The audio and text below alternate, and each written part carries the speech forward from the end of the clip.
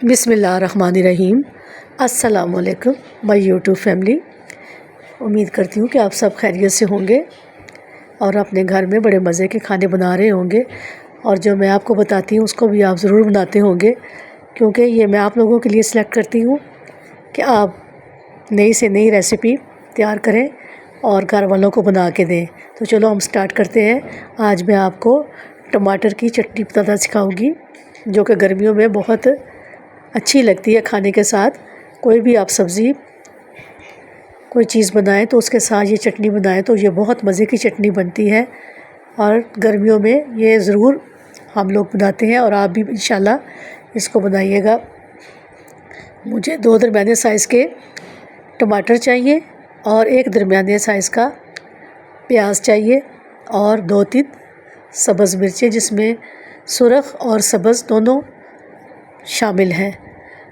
और तवे को मैंने गरम कर दिया है और इस पे मैंने टमाटर को रख दिया है और ये सुरख मिर्च और ये सब्ज़ मिर्च भी मैंने साथ रख दी है। अब मैंने इनको तवे पे अच्छे से रोस्ट करना है और ये तवे पे जब अच्छे से गर्म हो जाएंगे और ये गर्म होने के बाद मैं बताऊंगी कि इसको हमने क्या करना है। अभी तो मैं इसको बग़ैर ऑयल के तवे पे रोस्ट कर रही हूँ इन चीज़ों को, और ये अच्छे से तैयार हो जाएंगे तो मैं आपको बताऊंगी कि अब हमने क्या करना है। आप मेरे चैनल को सब्सक्राइब करें, लाइक करें, शेयर करें और बेल आइकन के बटन को प्रेस करें। उम्मीद करती हूँ कि आप मेरी बनाई हुई चीज़ों को ज़रूर बनाते होंगे और मज़े से खा भी रहे होंगे। और आज की चटनी तो इतनी मज़े की है कि आप रोज़ाना अपने खानों के साथ बनाया करेंगे। ये देखें आहिस्ता आहिस्ता इनका कलर चेंज हो रहा है और ये रोस्ट हो रहे हैं। और ये इतनी कोई महंगी चीज़ें नहीं है, घर में ये तमाम चीज़ें होती हैं। आप लोग कोशिश कीजिए कि इंशाल्लाह ये आप घर से चीज़ें मिलेंगी आपको। और तैयार प्याज भी, टमाटर, हरी मिर्च, हर चीज़ घर में होती है। और आपने भी इसको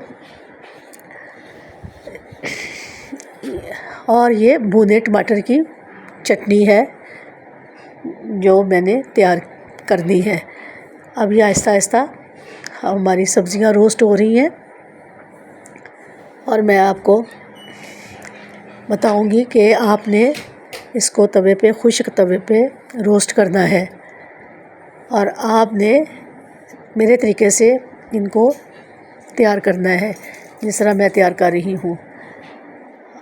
अब आप देखिए ये चीज़ें खासी रोस्ट हो गई हैं और इसके बाद मैं आपको बताऊंगी कि जिस तरह की मैं चीज़ चाह रही थी वैसे तैयार हो गई है। अब आपने एक बॉल लेना है, उसमें साफ़ पानी लेना है और इन चीज़ों को पहले आपने, अगर बीज निकालने हैं तो बीज निकाल लें। अगर आप तीखी चाहते हैं चटनी तो बेशक बीज इसमें रहने दीजिए। ये देखें मैं इसके मिर्चों के बीज निकाल के आपको दिखाऊंगी और टमाटर के भी हमने बीज निकाल लेने हैं। ये मिर्चें हैं और ये टमाटर जो कि मैंने रोस्ट कर दिया है। अब मैं इनको दिखाऊंगी कि मैं इसके बीज निकाल दूंगी।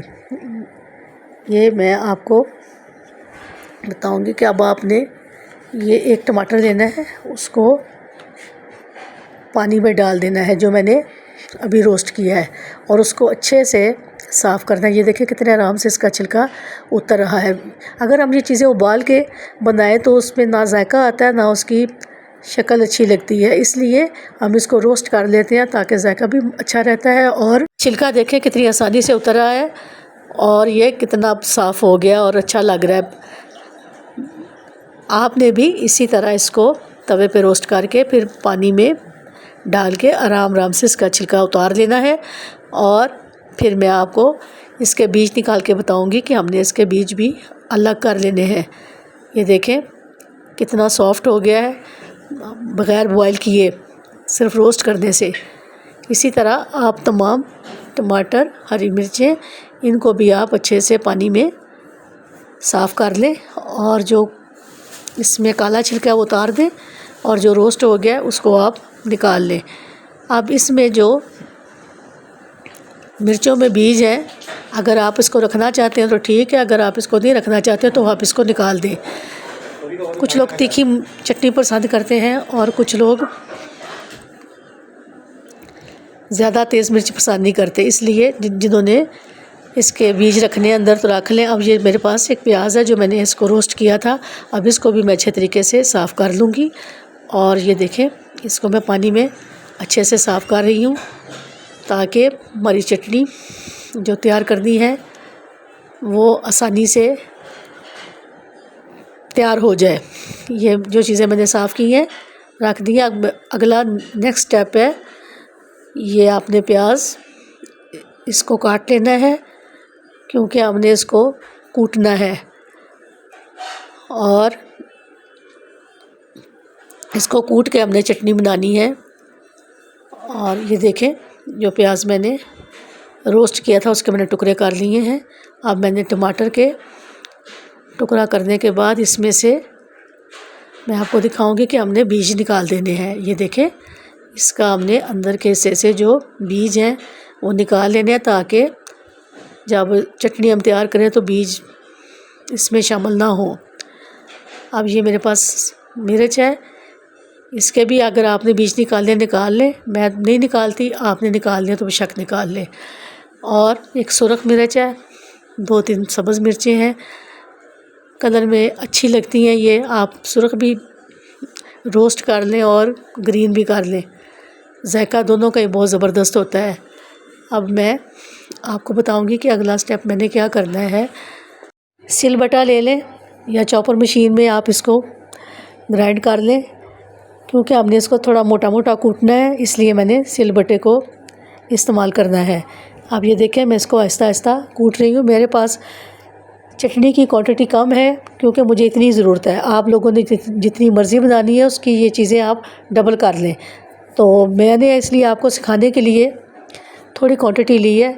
और मुझे सब्ज़ धनिया भी चाहिए, वो भी मैंने इसमें डाल दिया है। अब इसको मैं अच्छे से तमाम चीज़ों को कूट लूँगी।